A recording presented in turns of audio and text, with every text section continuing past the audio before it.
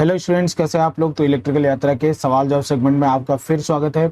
और स्टूडेंट, जैसा कि आप जानते हैं, सवाल जवाब सेगमेंट में हम क्या पढ़ते हैं, कुछ इंटरेस्टिंग फिजिक्स के क्वेश्चन और उनके आंसर को हम जानते हैं। तो स्टूडेंट, अगर आपने हमारे चैनल को अभी तक सब्सक्राइब नहीं किया तो जरूर सब्सक्राइब करें और सवाल जवाब की पूरी प्लेलिस्ट आप हमारे चैनल पे जाके देख सकते हैं। तो स्टूडेंट, आज का जो हमारा सवाल है कि भाई अर्थ कौन सा फ्रेम है, ठीक है, इनर्शियल फ्रेम है या नॉन इनर्शियल फ्रेम है। तो सबसे सिंपल बात स्टूडेंट, मैं ये बताऊं कि इनर्शियल फ्रेम क्या होता है। तो इनर्शियल फ्रेम का मतलब अभी इतना समझिए बस, कि आगे आपको डिटेल में इसको एक्सप्लेन करूंगा स्टूडेंट, लेकिन इनर्शियल फ्रेम का अभी बस इतना समझिए, मतलब कि अगर ये इनर्शियल फ्रेम होगा, अगर ये इनर्शियल फ्रेम होगा तो अगर इनर्शियल फ्रेम होगा तो इसमें एनएलएम यानी न्यूटन्स लॉज ऑफ मोशन को हम अप्लाई कर सकते हैं। और अगर ये नॉन इनर्शियल फ्रेम होगा, नॉन इनर्शियल फ्रेम होगा तो इसमें हम न्यूटन्स लॉज ऑफ मोशन को अप्लाई नहीं कर सकते। तो आप बोलेंगे अब तो सर बिल्कुल क्लियर हो गया, अर्थ कौन सी फ्रेम होनी चाहिए आपके हिसाब से। फिर तो भाई अर्थ पे बैठ के आप न्यूटन्स लॉज ऑफ मोशन लगाते तो हैं, तो यानी आपके हिसाब से अर्थ कौन सी फ्रेम होनी चाहिए, इनर्शियल फ्रेम। लेकिन नहीं स्टूडेंट, अर्थ है नॉन इनर्शियल फ्रेम। कंफ्यूज कर दिया ना। फिर अगर नॉन इनर्शियल फ्रेम है तो वहां न्यूटन्स लॉज ऑफ मोशन कैसे लगता है। हाँ, तो ये बात हमें जानना है भाई, अर्थ तो नॉन इनर्शियल फ्रेम है लेकिन वहां फिर भी न्यूटन्स लॉज ऑफ मोशन लगता है। मैं अपनी बातों को कॉन्ट्राडिक्ट कर रहा हूं, मैं इसको डिटेल में एक्सप्लेन कर रहा हूँ स्टूडेंट, और जानने के लिए देखते रहिए पूरा वीडियो, आपको पूरा क्लियर होगा कि इसका मतलब क्या है। तो चलिए स्टूडेंट, अब इसको एक एग्जांपल समझते हैं। मान लीजिए ये जिस रूम के अंदर आप हैं वो एक ट्रक पे रखा है, बहुत भारी ट्रक है, उसके ऊपर रखा है और ये रूम एक एक्सेलरेशन से आगे जा रहा है। तो स्टूडेंट, अगर इस रूम के अंदर बैठ के आप न्यूटन के लॉज ऑफ मोशन को अप्लाई करेंगे तो आपका रिजल्ट गलत आएगा। आप एक्सेलरेशन कैलकुलेट करेंगे, आपका आंसर मैच नहीं करेगा। जो आपकी थ्योरेटिकल कैलकुलेशन होगी और जो प्रैक्टिकल कैलकुलेशन होगी वो मैच नहीं करेगी, ठीक है ना। तो यानी इसका मतलब ये हुआ कि अगर जिस चीज के अंदर बैठ के आप न्यूटन्स लॉज ऑफ मोशन को लगा रहे हैं, अगर वो खुद एक्सेलरेटेड मोशन कर रहा है, वो खुद एक्सेलरेशन के साथ चल रहा है, तो इसका मतलब उसको कहा जाता है नॉन इनर्शियल फ्रेम। अब स्टूडेंट याद रखिएगा, जिसके अंदर बैठ के, ये फ्रेम है मतलब जिसके रेस्पेक्ट में हम न्यूटन्स लॉज ऑफ मोशन लगा रहे हैं। तो मान लीजिए आप एक ट्रक के अंदर आपका रूम रख दिया गया, जिसके रूम के अंदर आप बैठे हैं और रूम एक ट्रक के ऊपर साथ एक एक्सेलरेशन से आगे जा रहा है।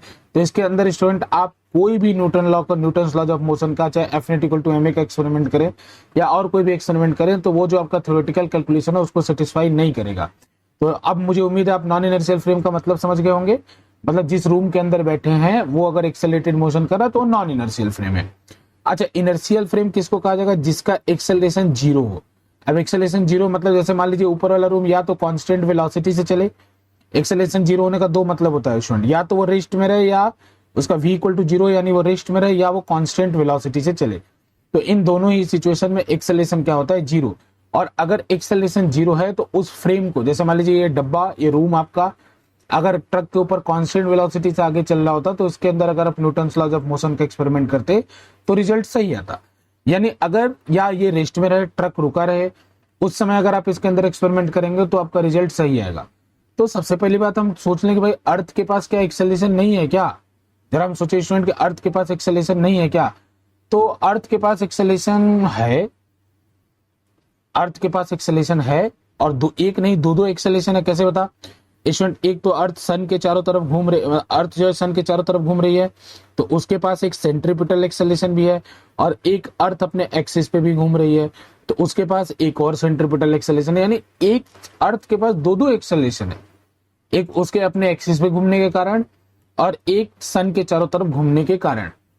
यानी स्टूडेंट, अगर अर्थ का एक्सेलरेशन जीरो नहीं है तो ये मतलब हुआ कि अर्थ कौन सी फ्रेम है, नॉन इनर्शियल फ्रेम है।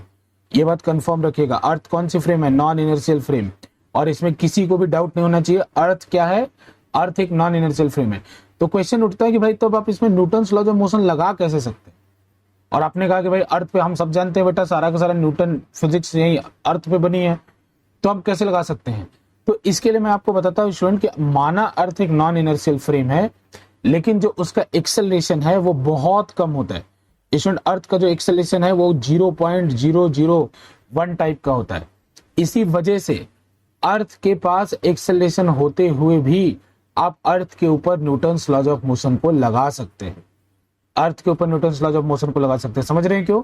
अर्थ का नो डाउट, अगर आपसे कोई बोले कि अर्थ कौन सा फ्रेम है तो कंफ्यूज नहीं होना, बोलना है नॉन इनर्शियल फ्रेम है। फिर वो बोलेगा आपसे तो नॉन इनर्शियल फ्रेम है तो अर्थ पे Newton's laws of motion valid कैसे हुआ, तो उसको जवाब देना है कि न्यूटन्स लॉज ऑफ मोशन इसलिए वैलिड हुआ क्योंकि अर्थ का एक्सेलरेशन लगभग 0 के बराबर है। अब ये निकला कैसे एक्सेलरेशन, कुछ लोग बोलेंगे सर बता दो ये निकला कैसे। तो बेटा एसी का फॉर्मूला आर ओमेगा स्क्वायर, तो मैं एक्सिस वाला निकाल के दिखा रहा हूँ, और बेटा वो अर्थ और सन वाला तो और ज्यादा होगा। मैं एक्सिस वाला निकाल के दिखा रहा हूँ क्योंकि 24 घंटे में एक रोटेशन पूरा होता है। अगर अर्थ और सन वाला लेंगे तो एक रोटेशन में 365 दिन। तो मैं सबसे कम वाला निकाल के दिखा रहा हूँ, वो भी आप देख सकते हैं। तो इसमें अर्थ का रेडियस कितना होता है 6400 किलोमीटर, तो 6400 इंटू 10⁻³ रख दीजिए। ओमेगा निकालना है। अब ओमेगा के लिए कैसे निकालेंगे, तो ओमेगा होता है 2π बाई टाइम पीरियड। तो इसमें 2π बाई टाइम पीरियड यानी 2π डिवाइडेड बाई टाइम पीरियड कितना है 24 घंटा, तो 24 गुणे 3600 और इसका फिर स्क्वायर, ठीक है ना। इसको अगर आप कैलकुलेट करेंगे स्टूडेंट तो लगभग 0.01 या 0.02 के बराबर आता है। इसी वजह से अर्थ के पास एक्सेलरेशन होते हुए भी हम उसको इनर्शियल फ्रेम की तरह ट्रीट करते हैं, लेकिन अगर क्वेश्चन आएगा तो आप नॉन इनर्शियल ही टिक करेंगे। अब जैसे मान लीजिए स्टूडेंट ईयर वाला निकालना होता तो 24 की जगह क्या रखते हैं, ऐसे रखते हैं 365 इंटू 24 इंटू 3600 और उसका स्क्वायर, तो वो तो और कम आता। तो स्टूडेंट आप इससे देख सकते हैं, उम्मीद है आपको ये क्लियर हो गया होगा कि अर्थ एक नॉन इनर्शियल फ्रेम है, इसके बावजूद उस पर न्यूटन्स लॉज ऑफ मोशन क्यों लग सकता है। तो ऐसे ही छोटे छोटे वीडियोस को आप देखने के लिए सवाल जवाब सेगमेंट में स्टूडेंट जरूर हमारे चैनल को सब्सक्राइब करें और उस प्लेलिस्ट को जरूर देखें। इसमें आपको काफी छोटे छोटे क्वेश्चन जो कंपटीशन में थ्योरेटिकल बेस्ड हो सकते हैं, आपको उस सेक्शन में कवर हो जाएगा। बहुत बहुत धन्यवाद।